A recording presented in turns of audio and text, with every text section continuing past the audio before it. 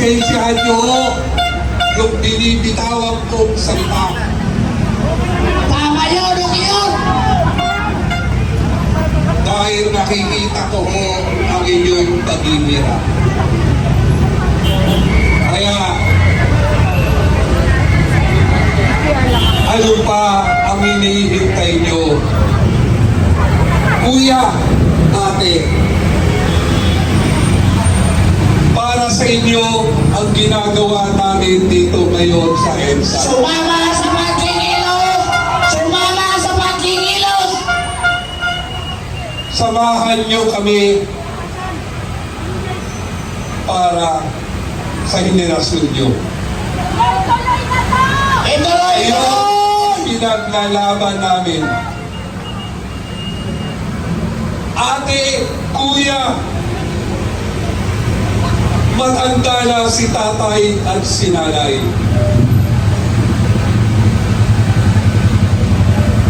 Panginoon, ipuin mo po lahat ng mga naghihirap ngayon. Amen! Pag-ilawin niyo po sana ang mga puso ng mamamayang Pilipino. Amen! Bayan ko! Bayan ko! Di pa tapos ang laban mo! Di matapos ang laban mo! Gobyernong manloloko! Gobyernong manloloko! Labanan mo, ibagsak mo! Labanan mo!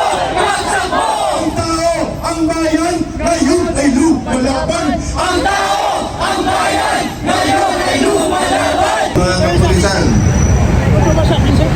bumasa ka ulit after 23 years sa Mindanao.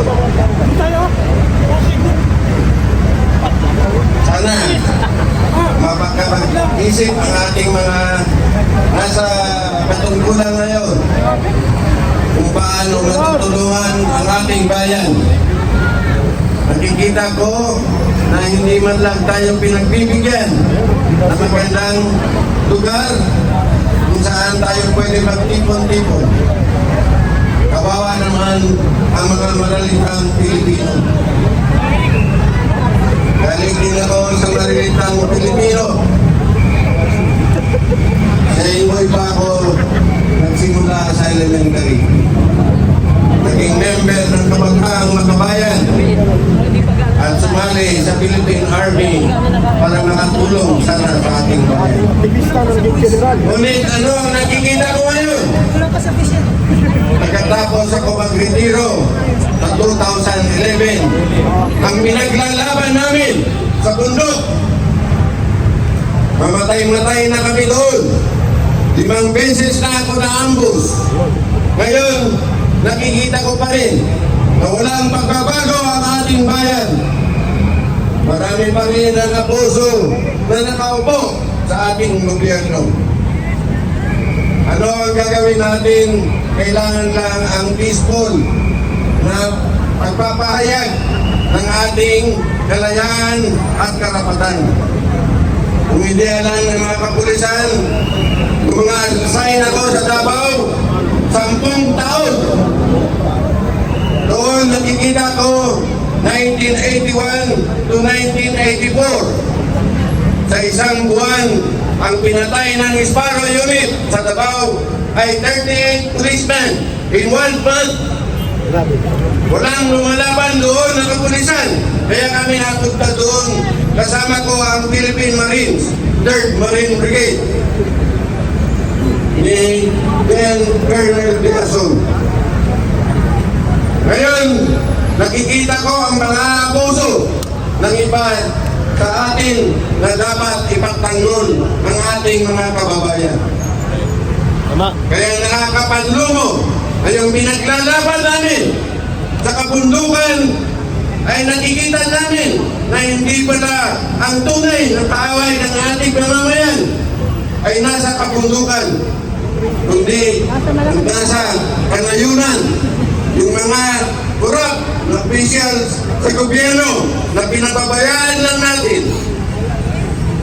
Kaya ngayon, panahon na at nakita na natin na ang corruption ay lumalala at ang karamihan sa atin ay nagbabakasakali lang na matulog sa kanilang kabahayan. Sana naman ay magipagtulungan tayo para mawala na itong corruption sa ating bayan. Maraming salamat po. Maraming salamat mula kay General Felizardo Simoy, retired General from the Armed Forces of the Philippines. At maraming pa sila. Thank you, General Simoy, sa pagmamahal mo pa rin sa bayan ito.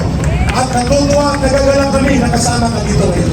Pakinggan natin ang boses ng kababaihang Muslim na nakikipagkaisa, Kristiyano at Muslim, na nagundong ang panawagan, Brother BMR Channel, nandyan sa likod.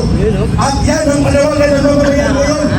Ang taong bayan, Kristiyano, Muslim at iba pa, na nanawagan ng pagpapalayas kay Marcos Romualdez. At ito po, si Ma'am Saira. Assalamualaikum warahmatullahi taala wabarakatuh. Allahu Akbar. Nandito po tayo sa malapit sa Exon Shrine kung saan nandito ang makapangyarihan, kung saan nagaganap kapag tayo mga bawat Pilipino ay nananawagan para tawagin ang mga pinuno na namamahala sa ating bansa. Tayo po ay nananawagan ay Pangulong Bongbong Marcos bilang isang Muslim representative ng Muslim Christianity. Andito po tayo para manawagan na magkaisa na tawagin si Bongbong Marcos, lumayas ka na! Maawa po kayo sa mga Pilipino na dumaranas ng kahirapan, ng dulot ng korupsyon. Maawa po kayo sa mga taong dumaranas ng matinding pagbaha sa ating bayan, Pilipinas. Tayo po ay magkaisa upang manawagan na si Martin Romualdez na siya ang mediator ng flood control at ng corruption. Sama si Santico! Patayan pa tayo na manatili ang Bongbong Marcos sa may kanya! Tayo po ay manawagan na lumayas na ang nagpahirap sa bawat Pilipino dito sa bayan ng Pilipinas. Pagpayag pa tayo na si Martin Romualdez ay manatiling House Speaker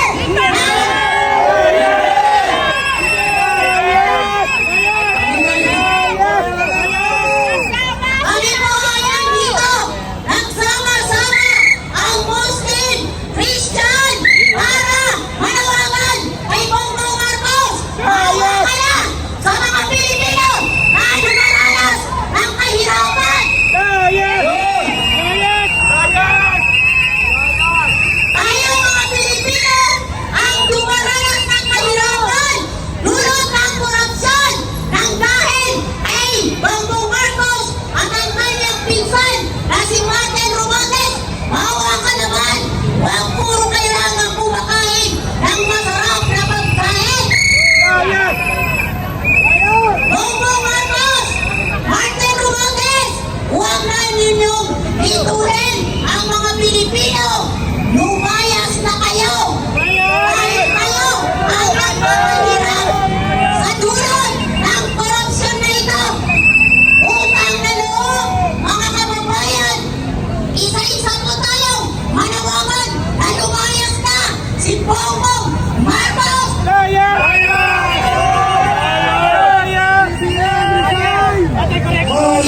Rizal! Marcos Rizal! Marcos, hindi Bongbong Marcos. Ayun! Bongbong Marcos daw, lumayas ka na! Huwag mo nang pahirapan ang mga Pilipino!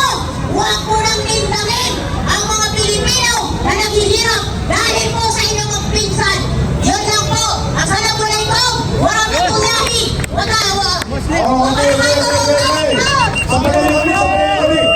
Sabayan nyo kami!